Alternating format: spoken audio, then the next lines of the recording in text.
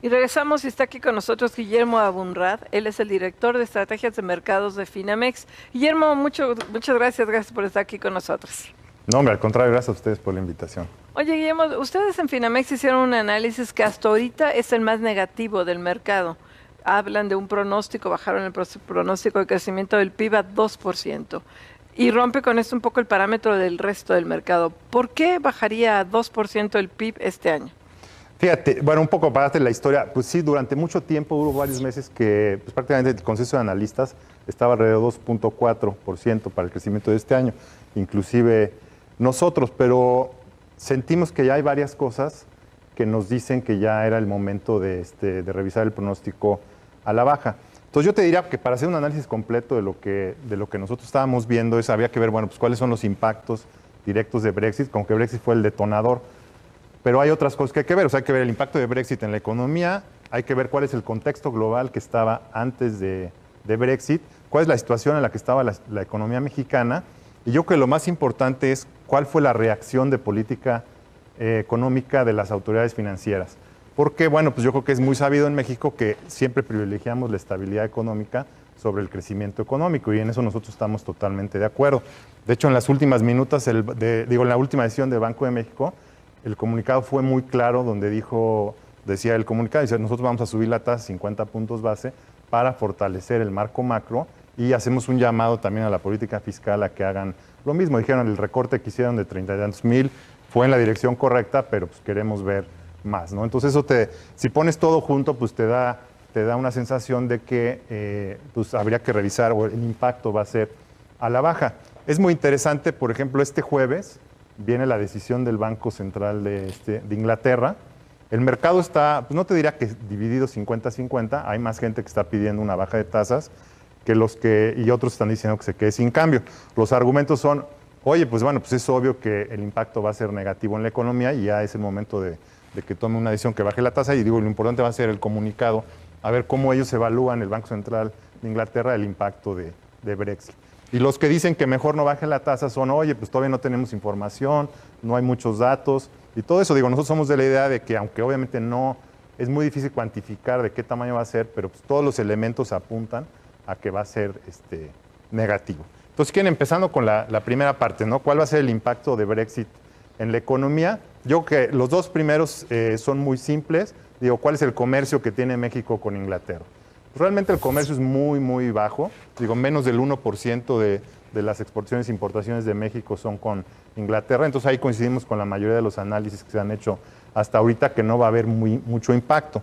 Donde vemos un impacto ligeramente mayor, y esto lo hemos visto a lo largo del año, es a través de Estados Unidos, porque nuestro sector de la manufactura está muy vinculado con el de Estados Unidos. Entonces, obviamente, si Estados Unidos tiene menos comercio, pues también nos afecta a nosotros. Y eso es lo que hemos visto en el año en México, ¿no? A pesar de la devaluación del tipo de cambio, vemos que las exportaciones caen, y caen porque pues también cae el sector de la manufactura de Estados Unidos. Entonces, casi que tendríamos la suerte que tenga el sector exportador de Estados Unidos, pues finalmente nos va a afectar. Ahora, para Estados Unidos, Inglaterra es el 4% de sus exportaciones, entonces tampoco va a ser un impacto muy grande, pero bueno, pues si Inglaterra se disminuye el comercio y Europa también, entonces pues le puedes ir sumando, pero aún así sentimos que de todas maneras esos dos impactos no van a ser tan grandes e importantes. Donde sí estamos más preocupados es en los impactos financieros, y que tienen un impacto al final en la economía real. No, obviamente siempre cuando hay este tipo de crisis, siempre hay este tipo de incertidumbres, la gente deja de consumir, deja de invertir y se va a los llamados safe havens, ¿no? A los lugares seguros del mundo. Entonces todo el mundo sale y se pone a invertir en el dólar americano. Entonces, una apreciación muy fuerte del dólar. Lo que hemos visto es de que ha estado apachurrando al sector de la manufactura en Estados Unidos, y eso pues nos va a finalmente afectar a México. El otro impacto que yo creo que no se ha hablado mucho, que también es yo diría que igual de importante o hasta más importante, es el impacto que va a tener el aplanamiento de la curva de rendimiento.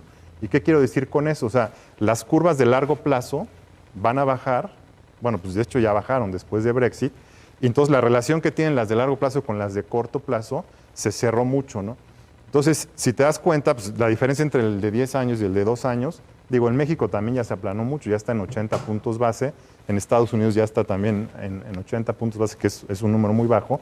Hay un riesgo de que se sigan bajando los treasuries en Estados Unidos. ¿Y de dónde viene esta presión? Bueno, pues de que los bancos centrales del mundo, ya tuvimos la reacción del Banco Central de Europa, dijo, oye, pues a nosotros sí nos va a pegar Brexit, ya revisaron sus pronósticos a la baja, entonces esperarías que las tasas en Europa queden negativas por mucho más tiempo. ¿Y cuál es la que está más negativa? Pues es la de largo plazo ya está negativa. ¿Y qué es el problema? Que ahí es donde hacen negocio los bancos. Los bancos prestan pues, a la tasa de largo plazo, se fondean a la de corto. Entonces, si no hay negocio ahí, pues tienes un impacto en que se pone más vulnerable el sistema financiero, ¿no? Obviamente primero en Europa, donde son las tasas negativas, en Japón, en Inglaterra, ahorita si van a bajar las tasas, seguramente también se va a empezar a aplanar la curva. Y en Estados Unidos, bueno, vimos el Treasury no hace mucho, pues estábamos diciendo pues 2%, y si la Fed sube tasas va a subir arriba de eso, y ahorita está en 1.38, ¿no? Con presión a la baja. Guillermo, creo que es bien importante que nos comentes, ya nos decías, por una parte está el efecto o el impacto que podría tener el Brexit en el orden económico, comercial directamente. Y por el otro lado, el impacto que ya se ha registrado y que seguramente continuará por el lado del impacto en la volatilidad de los mercados, por el lado en el sector financiero.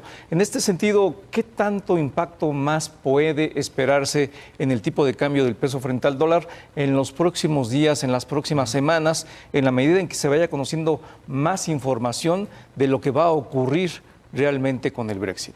Fíjate, tuvimos una pequeña probadita, yo creo, el viernes, con el reporte de empleo en Estados Unidos. El reporte salió yo diría bien, pero si tú compensas el reporte con el del mes pasado y sumas los dos en promedio, pues sigue mostrando una economía de Estados Unidos que ahí va, pero no boyante. Entonces, te puedes hacer a la idea que con el impacto de Brexit, si lo adicionas más la incertidumbre, que es muy probable que la Reserva Federal ya no suba las tasas en lo que resta de este año y posiblemente en todo 2017, ¿no? Obviamente hay mucha incertidumbre, pero nosotros pensamos que ya no subiría tasas este año.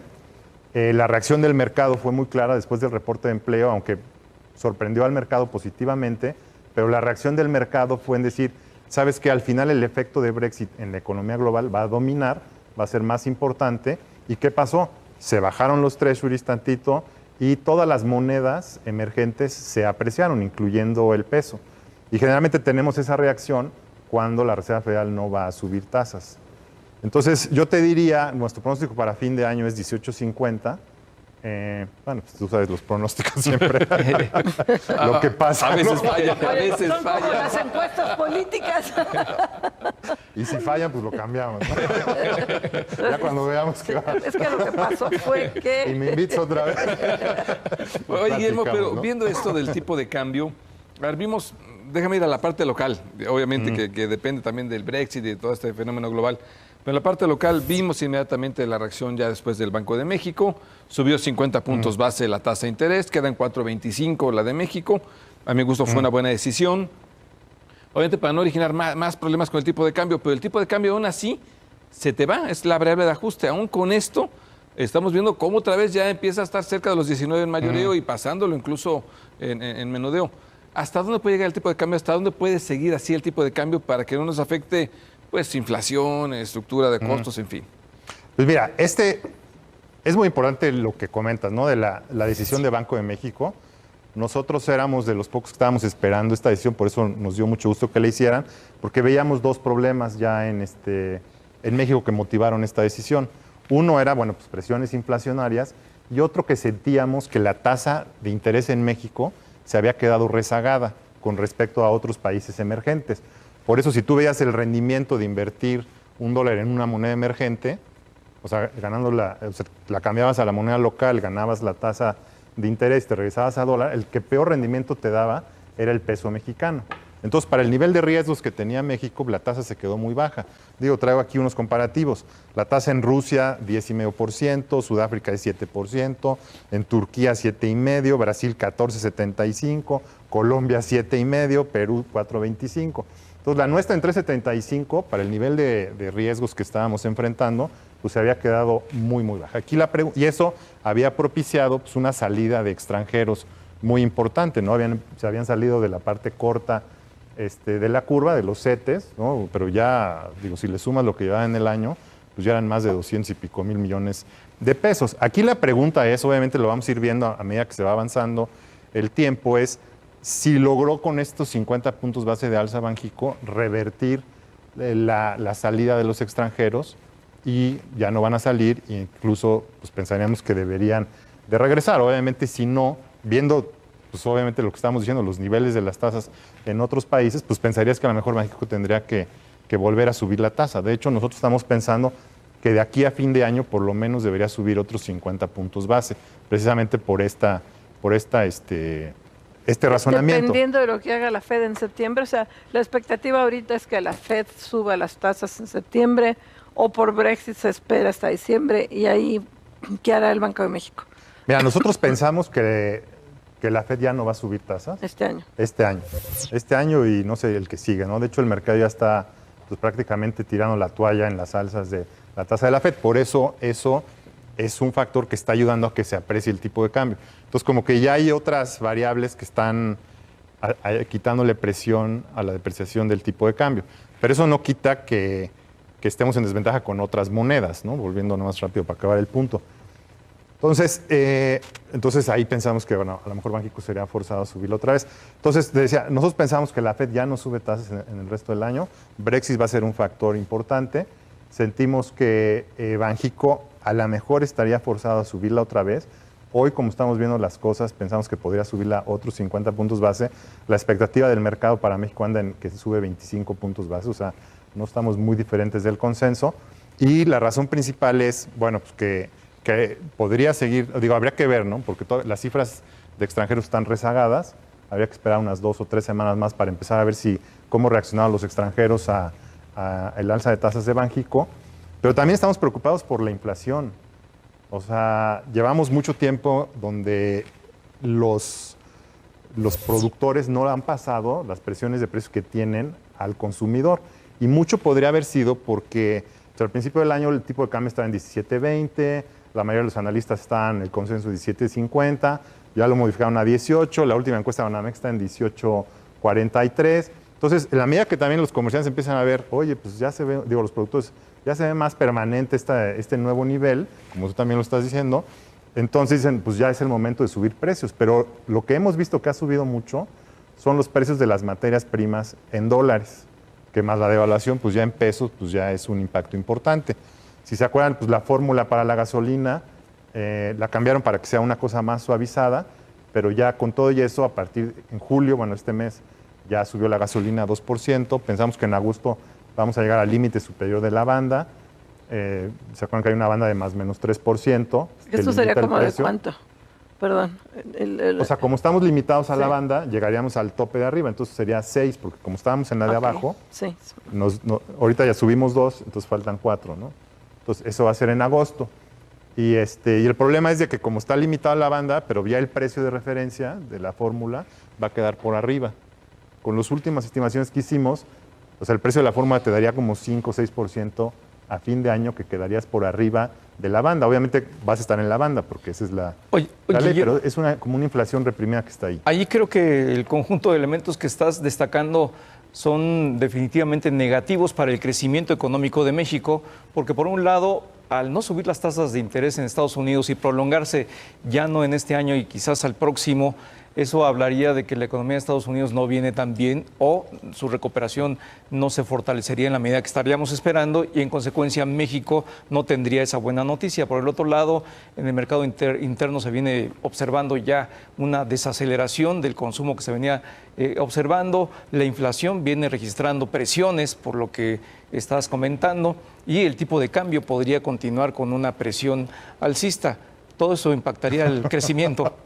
Sí, digo, de hecho, poniendo todo eso junto, fue que decidimos revisar el pronóstico de 2.4 este año a 2% y el año que entra a 2.7 a 2.4. O sea, yo lo que te diría es que efectivamente, ¿no? ¿Cómo estaba la economía antes de Brexit? Y ese es lo que a nosotros nos preocupa más.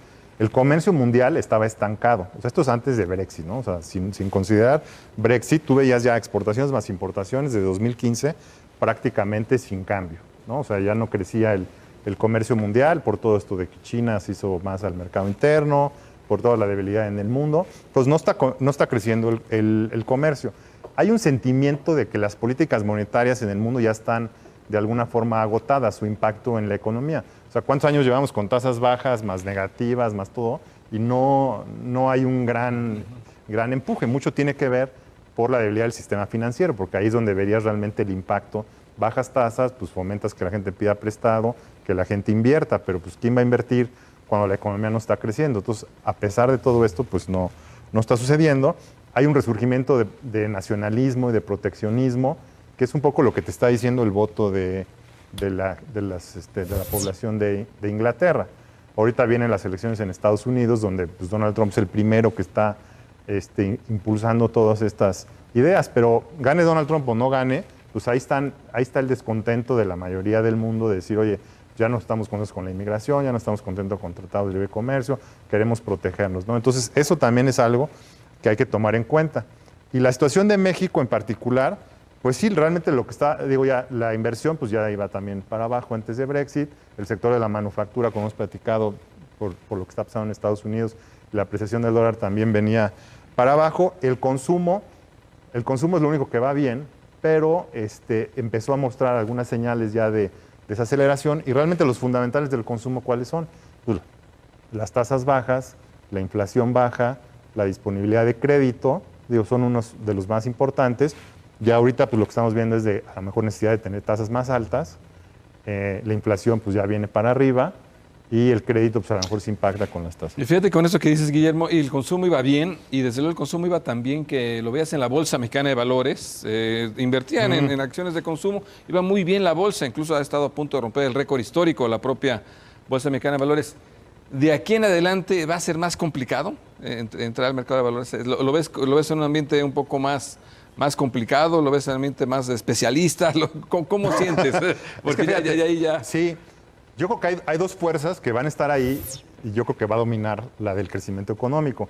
Generalmente cuando hemos visto, ¿no?, en estos últimos años, cada vez que la Fed dice no voy a subir las tasas o se prolonga que no voy a subir, como que el mercado interpreta, pues es hora de tomar riesgo, de invertir otra vez en mercados emergentes, entonces se aprecian las monedas y compran bolsa, pero pues ya llevamos tanto tiempo que no, o sea, con la idea de que finalmente se va a recuperar el crecimiento económico por las tasas bajas, pero pues ya llevamos ya tanto tiempo con tasas bajas y que ese mecanismo pues no necesariamente funciona, que al final podrías pensar que va a dominar el hecho de que no hay crecimiento económico. Digo, las utilidades de las empresas en Estados Unidos llevan ya varios trimestres con caídas negativas. Y realmente lo preocupante es saber cómo queda esto de los bancos, porque pues, las ganancias de los bancos pues, se van a ver afectadas con tasas bajas y pues también quién va a pedir prestado cuando hay incertidumbre y no sabes para dónde van las cosas, ¿no? Oye, en tu opinión, Guillermo, ¿la inflación está controlada a la baja artificialmente? Porque los datos de este mes de junio, que hablan de una inflación del 2,54, que es muy baja anual, hablan también de un índice del precio al productor, del índice nacional de precio al productor de 5,62, pero en algunos sectores, industria extractiva y otros, el índice productor es del 14%. O sea, yo cuando vi dije, bueno, ¿está esto contenido artificialmente a través de las tarifas eléctricas y de la gasolina?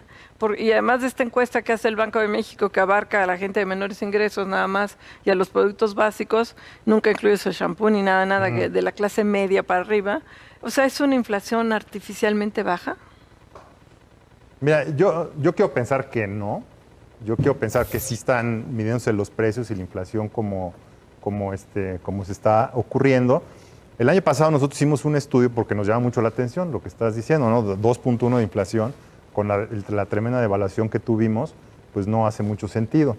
Entonces lo que encontramos es de que el año pasado la mayoría de los commodities, todo lo que importamos, bajó tanto en dólares que en pesos mexicanos bajó. O sea, realmente tuvimos deflación importada. O sea, eso es muy importante aclararlo porque todo esto que, oye, pero pues, hay devaluación y todo eso, sí, pero si los precios de las cosas que importamos bajaron en pesos mexicanos, pues eso te explica mucho. También está la explicación de la reforma de telecomunicaciones. Ha bajado mucho la telefonía móvil. Por ejemplo, nada más este año, esto estaba hablando del año pasado, pero este año, 0.3 de la inflación anual, de 2.5, te lo explica lo que ha caído los celulares. Entonces, digo, la inflación estaría en 2.8. Ahora, si vemos la inflación subyacente, ya está arriba de 3%. O sea, como que el impacto de la devaluación ya se está pasando. Entonces, lo que yo quiero pensar es de que este impacto de los commodities que nos ayudó mucho el año pasado, ya lo estamos viendo que se está regresando. Y obviamente ayudó mucho también el cambio de la fórmula de la gasolina, porque de acuerdo a nuestras estimaciones, la gasolina ya hubiera subido en mayo, 6%, pero cambiaron la fórmula, ¿te acuerdas? A un promedio de los últimos 5 meses. Entonces eso ayudó a que se retrasara. Entonces, como que hay parte y parte, ¿no? Entonces, sí hay un retraso. La electricidad, por ejemplo, al 90% de las familias, esa sí está fija todo el año, ¿no? Entonces, pues ahí se está acumulando una presión, una inflación reprimida, pero eso también está ayudando a que la inflación no sea más alta. Y hemos tenido mucha suerte con los agropecuarios que han bajado de precio. De hecho, en junio todavía bajaron de una manera importante, la segunda quincena fue 0.01 de inflación por el impacto de los agropecuarios.